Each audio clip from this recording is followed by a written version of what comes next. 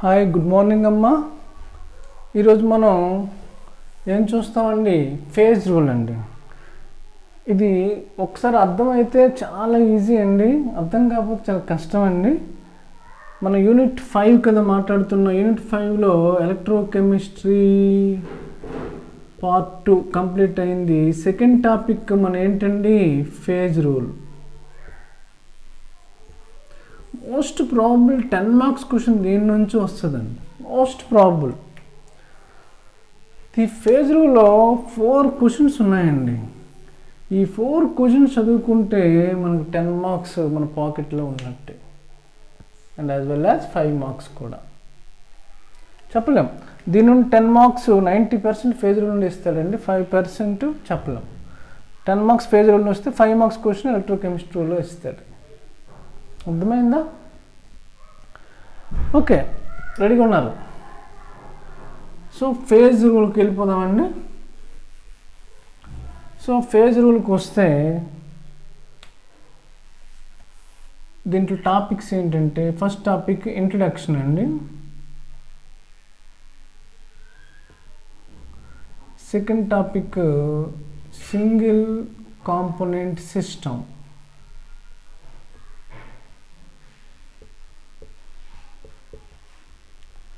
Single component system. Third topic ఏంటంటే 2 component system. Single బదులు text బుక్లో 1 కాంపోనెంట్ సిస్టమ్ అంటాడు. 1 component system, 2 component system. 2 component సిస్టమ్స్లో 2 categories ఉన్నాయండి. Silver lead system and NaCl water system, అంటే salt water. అర్థమైందా? 1 component system అంటే కంప్లీట్గా ఇది వాటర్ సిస్టమ్ అండి, వాటర్ సిస్టమ్. సో ఓవరాల్గా జనరల్గా ఇంట్రడక్షన్ పార్ట్ నుండి జనరల్ 5 మార్క్స్ అడుగుతారు ఏ చాప్టర్లో అయినా, కానీ దీని నుంచి ఇంట్రడక్షన్ నుంచే 10 మార్క్స్ క్వశ్చన్ రావచ్చండి. What is phase rule? Explain various terms in it. Phase రూల్లో ఉన్నటువంటి టర్మ్స్ ఏంటి అనేది ఇంట్రడక్షన్లో మనం మాట్లాడుకుంటాం. 10 మార్క్స్ రావచ్చు. లేకపోతే explain the 1 component system or water system. Explain the 2 component system. దీంట్లో సిల్వర్ నైట్రేట్ అని అడగచ్చు, లేకపోతే సాల్ట్ వాటర్ సిస్టమ్ అయినా అడగచ్చు 10 మార్క్స్కి. అర్థమైంది? ఇదైనా 10 మార్క్స్ రావచ్చు, ఇదైనా 10 మార్క్స్ రావచ్చు, ఇది కూడా 10 మార్క్స్ రావచ్చు. చాలా చాలా ఇంపార్టెంట్. ఈ ఫేజ్ రూల్ చదవకుండా ఎగ్జామినేషన్కి వెళ్ళొద్దు దయచేసి. కానీ ఒకటి క్వశ్చన్ వస్తే మిగతా అన్నీ వచ్చేస్తాయండి, అంత ఈజీ అని వస్తుంది. అంటే మ్యాటర్ అంతా సేమ్ ఉంటుంది అనమాట. ఓకేనా? రెడీనా? వెళ్దామా? ఎస్, ఇంట్రడక్షన్కి వెళ్ళిపోదామండి.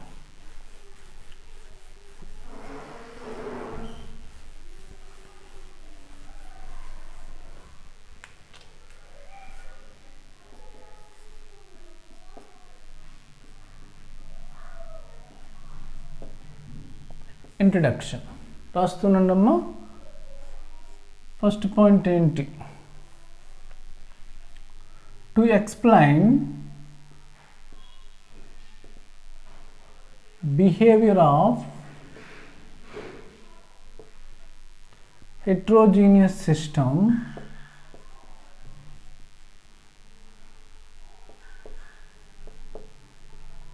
to explain behavior of heterogeneous system, Willard Gibbs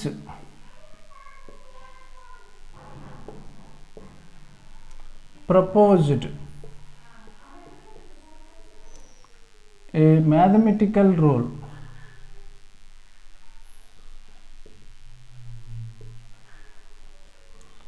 that is F is equal to C minus P plus 2 is called as phase rule. అదండి ఈ పాయింట్ అర్థమైందండి. డెఫినేషన్ అనొచ్చు. To explain behaviour of heterogeneous system. Heterogeneous system అంటే ఏంటి? It contains more than 1 phases. ఏంటండి? Heterogeneous అంటే ఏంటి చెప్పండి? It contains more than one phases.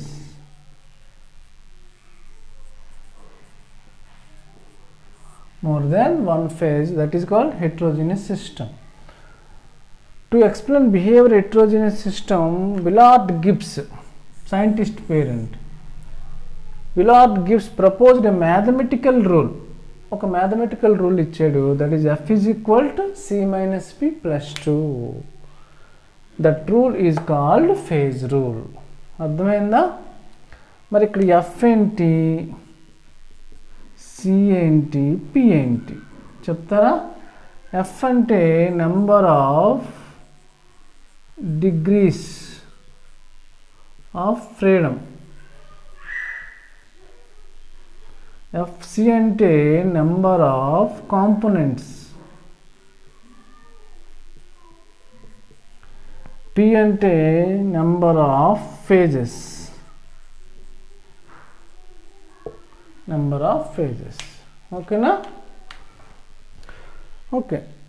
Second point, definition. Text చాలా మట్టుగా టెక్స్ట్ బుక్స్లో నేను చెప్పేది ఉంటుందండి. జస్ట్ ఇది ఇంట్రడక్షన్లో పార్ట్ మాట్లాడుకున్నాం.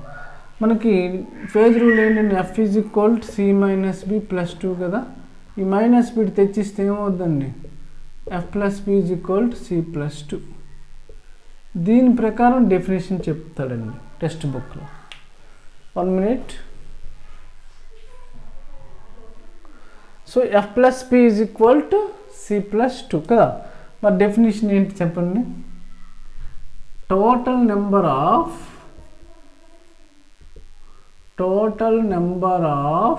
ఎఫ్ అంటే ఏంటి, degrees of freedom,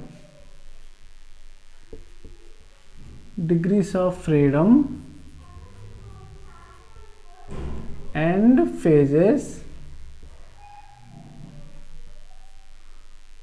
Total number of degrees of freedoms and phases is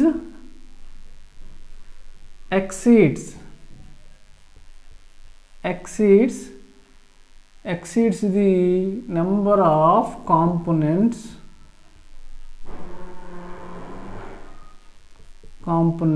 by 2. ఇదండి డెఫినేషన్. ఓకేనండి? Total number of degrees of freedoms, F అనేది total number of degrees of freedom, F and phases. F plus P is equal to ఏమంటండి, సి కంటే ఎన్ని ఎక్కువ, 2 ఎక్కువ. Exceeds the number of components by how much, 2. సి కంటే 2 ఎక్కువ అనమాట. That is called phase rule. Total number of degrees of freedom and phases is exceeds అంటే ఎక్కువ. ఎక్సీడ్స్ దేనికంటే ఎక్కువ, exceeds the number of components how much, 2/2. Clear అండి? This is phase rule definition.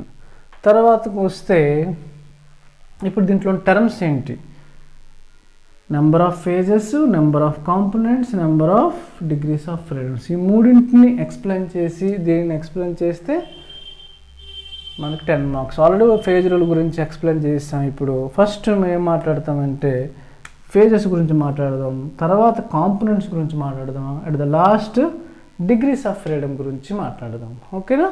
రెడీగా ఉన్నారా? సో ఇప్పుడు ఏంటండి, నెంబర్ ఆఫ్ ఫేజెస్ గురించి మాట్లాడదాం.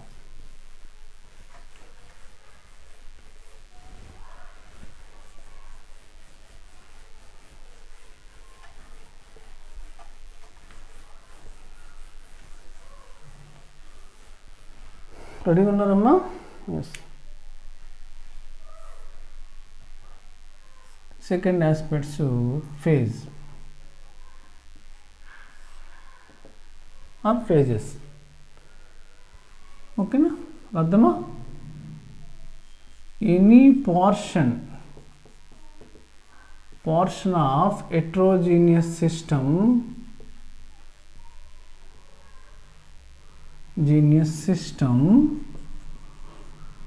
having same physical and chemical properties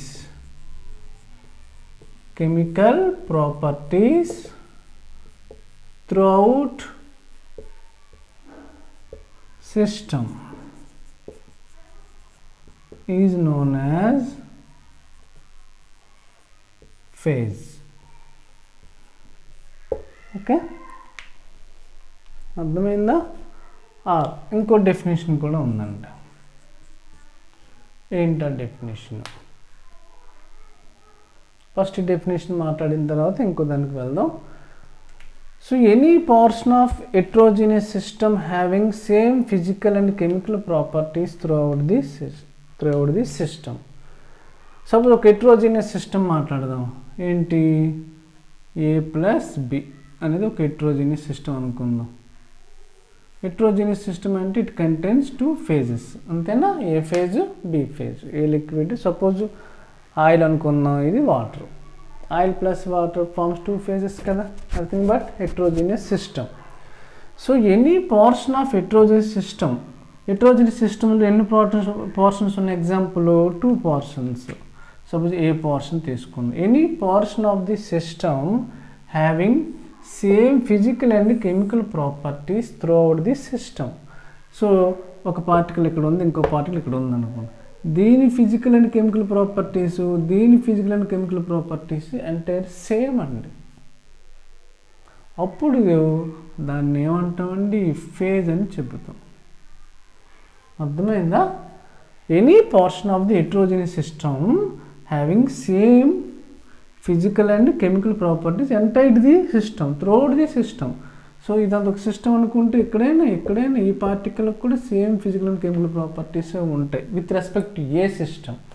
with respect to B తీసుకున్నాం అనుకోండి, ఇక్కడ ఒక పార్టికల్ ఉంది. దీని కెమికల్ ప్రాపర్టీస్, దీని కెమికల్ ప్రాపర్టీస్ సేమే ఉంటాయి. అంటే physical properties of this point, this particle, physical properties of these particles are same, or chemical properties of this particle, chemical properties of these particles are same entire the B system. అట్లా ఉంటే దీన్ని ఒక phase అని చెప్తాం. ఓకేనా? Definition అర్థమైందండి. Any portion of heterogeneous system having same physical and chemical properties throughout the system is known as phase. ఇప్పుడు A+Bలో heterogeneous సిస్టంలో ఏ ఒక ఫేజు, బి ఒక ఫేజ్. ఎందుకు? ఏలో ఉన్న పార్టికల్స్కి అన్నీ కూడా same physical and same chemical properties ఉంటాయి. బిలో ఉన్నటువంటి all particles having same physical and same chemical properties ఉంటాయి. అర్థమైందా ఈ డెఫినేషను? సెకండ్ డెఫినేషన్ మాట్లాడదాం. సెకండ్ డెఫినేషన్ ఏంటి? Any heterogeneous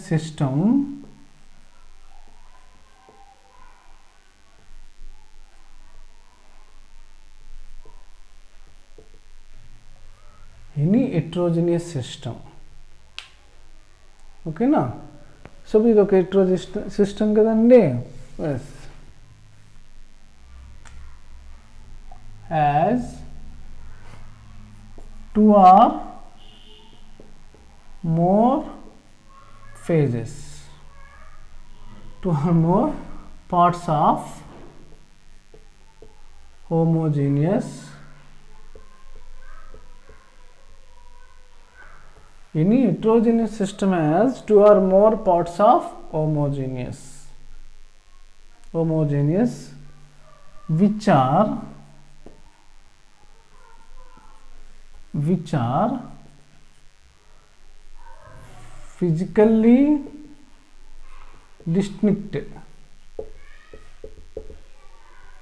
physically distinct and chemically separable.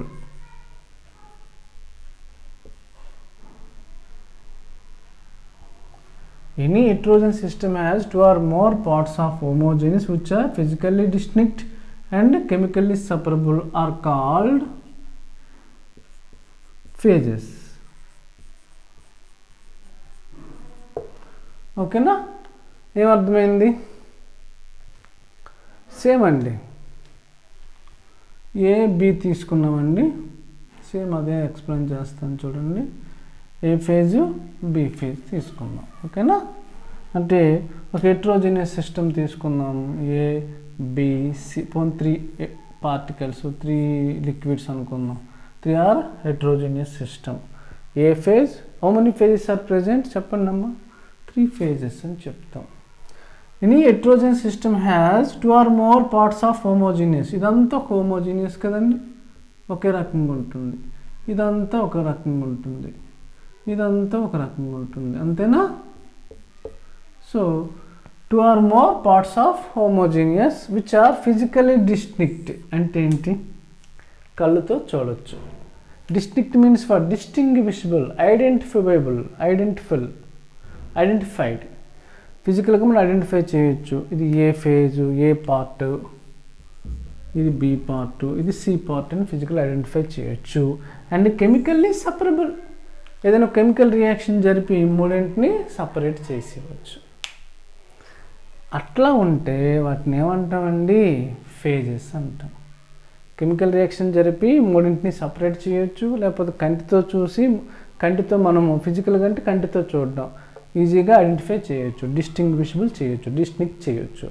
అట్లా ఉంటే ఆ హోమోజీనియస్ ఫేజ్ పార్ట్ని ఏమంటామండి, ఫేజెస్. ఇన్ ఫేజెస్ కూడా ఉన్నాయంటాం, 3 phases, A phase, B phase and C phase. Clear అండి. Yes, this is phase completed. అవ్వలేదు, ఇంకా ఎగ్జాంపుల్స్ ఉన్నాయి, అర్థమా. ఎగ్జాంపుల్స్, ఫేజ్ డెఫినేషన్ అయింది, ఎగ్జాంపుల్స్కి వెళ్ళిపోదామండి.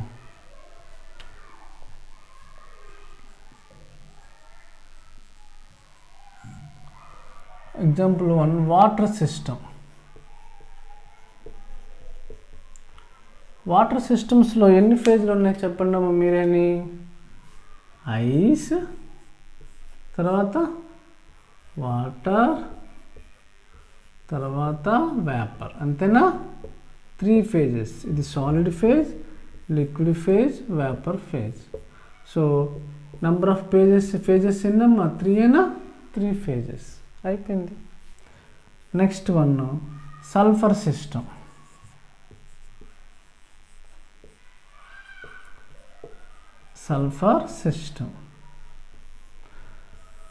సల్ఫర్ సిస్టంలో హౌ మెనీ ఫేజెస్, ఎన్ని ఫేజెస్ ఉంటాయి, 4 phases అండి. Monoclinic sulphur,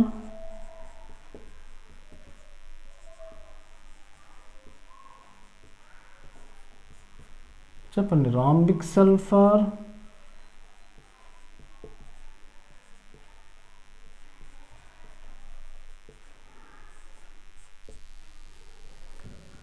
liquid sulphur,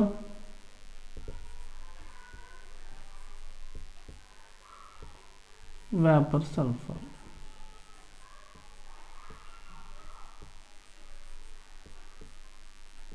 how many phases are present చెప్పండి అమ్మా. Monoclinic sulphur, rhombic sulphur, liquid sulphur, vapour sulphur. ఇవి సాలిడ్ స్టేట్లు అండి, ఇది లిక్విడ్, ఇది vapour. Each solid consider as a phase అండి. So monoclinic sulphur, rhombic sulphur, liquid sulphur, vapour sulphur. So how many phases చెప్పండి, number of phases ఎన్ని, P is equal to how much sir చెప్పండి, 4. అర్థమైందా. Next third ఎగ్జాంపుల్కి వెళ్ళిపోతే decomposition of calcium కార్బోనేట్ని decomposition చేద్దామండి. ఏమొస్తుందమ్మా, CaCO3 గివ్స్ రైస్ టు ఏమొస్తుంది, CaO + CO2, అంతేనా. అర్థమవుతుందా.